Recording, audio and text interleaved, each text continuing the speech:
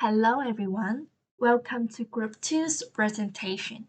So today we're going to talk about music and festivals in ancient artifacts.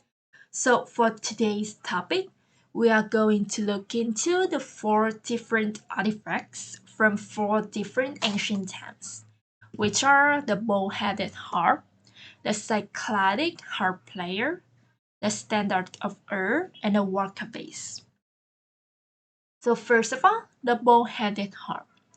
The bow-headed harp, or the lyre of Ur, is an ancient musical instrument dating back to around 2600 to 2500 BCE, made of wood, gold, and lapis lazuli, with a bow's head sculpture on the south box.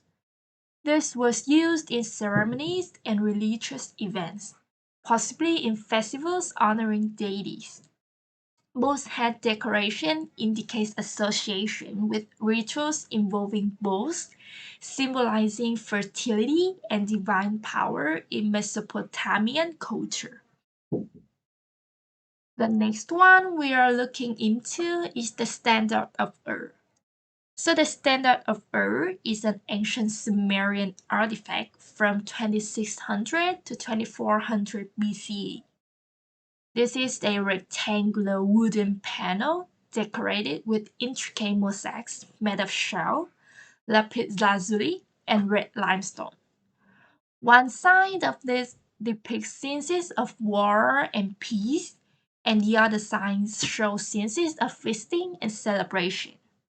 So on the side of peace, we can see that musicians and dancers depicted entertaining a banquet. The presence of musicians and dancers alongside banquet scenes shows music and performance were important parts of celebration. And the next artifact of today's presentation is the Waka vase. The Waka vase is an ancient Sumerian artifact dating back to around 3200 to 3000 BC. The vase is the four registry relief sculpture depicting a festival in honor of Iana, female deity and goddess of love and war. From bottom to top, we see plants and then animals, slaves, and priors bringing offerings to Iana. The registries organize the story and allows representation of hierarchy of scale. The vase, found in the temple of the Sumerian goddess Iana, is a slim curved alabaster vessel. And the last one, the Cycladic harp player. The Cycladic harp player dates back to 2500 to 2700 BC. The figure was made by gently grinding down marble stone with natural abrasives such as sand, pumice, and emery. While most cycladic figures are female figures, 5% are male figures frequently playing a musical instrument.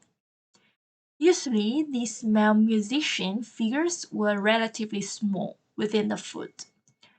We have no scientific archaeological records of where they were found, what level they were found, etc., so we don't know the specific context behind them. So, all four artifacts from four different ancient times do give us clue about what and how things were celebrated in ancient times. As depicted in the Standard of Ur and the Work of Vase, the artifacts reveal the hierarchy and activities of ancient society in festivals and celebrating deities. Specifically on the Standard of Ur, on the side that shows peace, the musician and singer are on the top registry along with the other important figures and the king. As for the Cycladic harp playing artifacts, the vast majority of Cycladic sculptures represent female figures. The only 5% that represent male figures are depicted in an active role, unlike the female figures frequently playing a musical instrument. In regards to the harp, A bow was often used to represent the Mesopotamian sun god, Utu Shamash, and the power of the king. Lyres were used to play royal and divine songs of praise to accompany conquering armies and for private amusement. In conclusion, music in conclusion, musicians were important figures in such preliterate societies. They provided entertainment through music and performance during festivals, celebrating and honoring important figures. And that's our representation of Group 2 with Cher, Nina, and I'm Lynn. Thank you for listening.